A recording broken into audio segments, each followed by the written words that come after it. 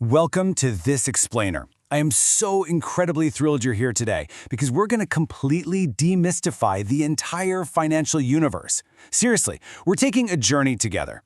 We're shifting from the basic, everyday mechanics of how money actually works behind the scenes, all the way to the profound, psychological game of building lasting wealth. So, if you've ever felt like the rules of money were just written in some secret language, well, you're in exactly the right place. Okay, so here's our roadmap for today. First, the rules of money. Second, the vehicles of wealth. Third, the power of leverage. Fourth, the psychology of money. And finally, number 5, the ultimate asset, time. Let's just dive right in, shall we? Section 1. The rules of money and understanding the base reality. So let's talk about the bank illusion versus reality. When you hand a cashier your money, you might picture it sitting safely in some giant steel vault, maybe guarded by a dragon, right? Just waiting for you to come back for it. But the reality? That money is actually already gone.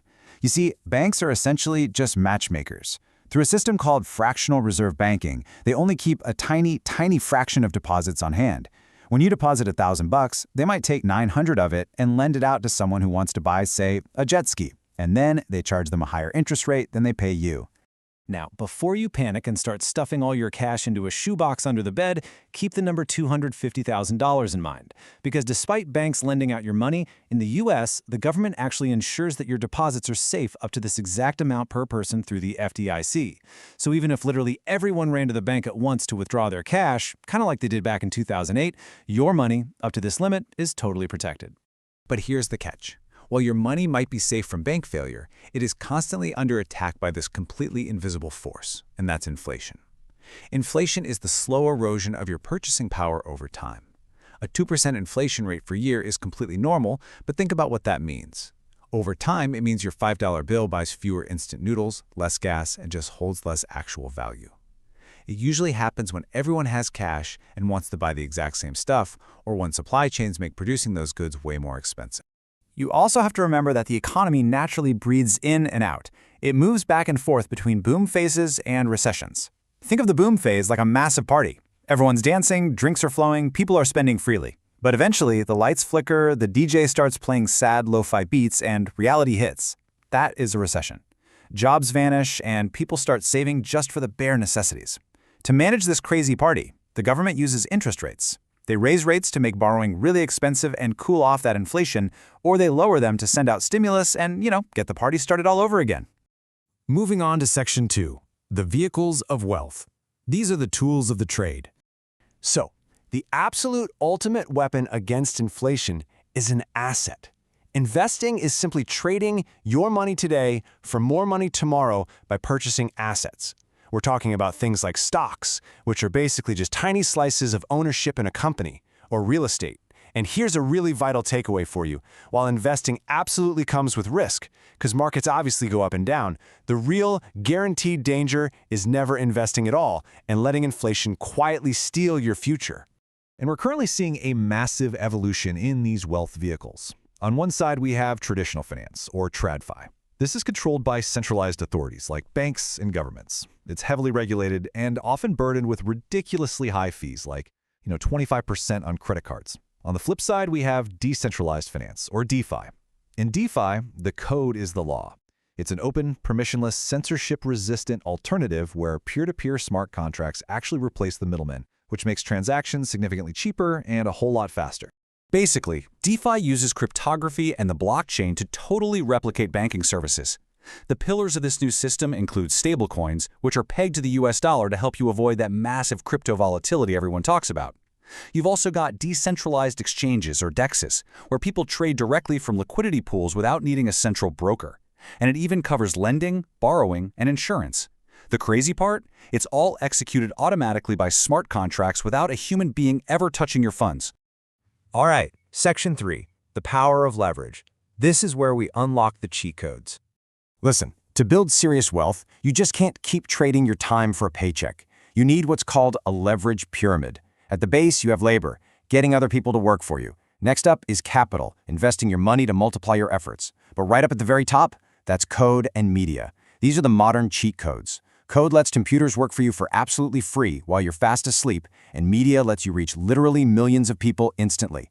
This right here is exactly how a single person can build a $1 million business sitting at a coffee shop with just a laptop. But hey, the most famous form of leverage? That's compound interest. Remember earlier when we talked about interest being money's way of charging rent? Well, simple interest is just a flat fee. But compound interest? Oh man. That's when every single dollar you invest gets cloned, and then those clones go out and they demand rent too. It literally turns small, everyday gains into massive, life-changing wins over time. Building wealth isn't about getting lucky. It's a lot more like growing an oak tree. When you compare simple interest to compound growth over a 30-year timeline, the difference is absolutely staggering. In year one, honestly, not much happens. But give it 30 years, the long-term multiplier effect does all the heavy lifting. This is why totally ordinary people with modest paychecks can retire with 7 figures in the bank, simply because they let time and compounding do their thing. Section 4. The Psychology of Money. Welcome to the final boss. So we as a society often confuse looking rich with being rich. Honestly, the fastest way to go completely broke is trying to look wealthy with flashy cars and those exotic Instagram vacations. This brings us to a really fascinating concept, the man in the car paradox. Think about it. When you see someone driving a $100,000 Ferrari, you don't actually admire the driver. No. You think, wow, I want that car. You picture yourself in it. The truth is, real wealth is silent. It's the hidden assets, the quiet compounding, the money you specifically chose not to spend. There's this really profound realization that wealth is exactly what you don't see. To quote Morgan Housel, savings is the gap between your ego and your income. If your ego rises just as fast as your paycheck, you are never going to build wealth. Just look at the tragic fall of Sam Bankman-Fried. The guy was worth $20 billion, but he literally couldn't define the word enough. He constantly chased more status, more control, and he ended up risking everything he actually needed for things he really didn't, which resulted in the total collapse of his empire. A huge part of this psychological battle is just managing your own expectations of pain. Take the number 35,000%. That is the actual return Netflix stock generated from 2002 to 2018. If you bought and held it, you made an absolute fortune. But here is the catch. To get that return, you had to stomach massive, gut-wrenching volatility because the stock spent 94% of that time trading below its previous all-time highs. Let that sink in. See, most people view market drops as a fine. They see it as a punishment that implies they did something wrong, and it causes them to panic sell. But you need to flip that mindset. You have to view volatility as a fee. It is simply the emotional price of admission that's required to achieve those massive, long-term compound gains. You've got to expect the dips, accept the discomfort, and just pay the fee. And you have to survive that volatility to catch the really rare moments that actually build true wealth. These are known as tail events. It turns out nearly all of Warren Buffett's massive fortune came from just a tiny handful of these tail events, like when he bought Coca-Cola back in 1989. You do not have to be right all the time. You really don't. You just need to stay in the game long enough for a few really big wins to cover dozens of small losses. And that brings us to Section 5. The ultimate asset, time. At the end of the day, true wealth is simply the ability to buy back your own time. Did you know Warren Buffett made $156 billion after his 65th birthday? Now that is the sheer power of time and compounding. But more importantly than the money, the absolute highest dividend that wealth pays isn't luxury goods or fancy stuff, it's control. It's having the freedom to wake up every single morning and say, I can do whatever I want, when I want, with who I want, for as long as I want. So I want to leave you with this final kind of provocative thought to chew on. Are you playing someone else's game? When you're scrolling and you see someone on social media taking these massive financial risks, just remember, a day trader and a long-term investor are playing totally different games with completely different rules. Please, don't copy strategies that weren't meant for you. Define your own version of enough, build your own path, and use these tools to buy back your freedom.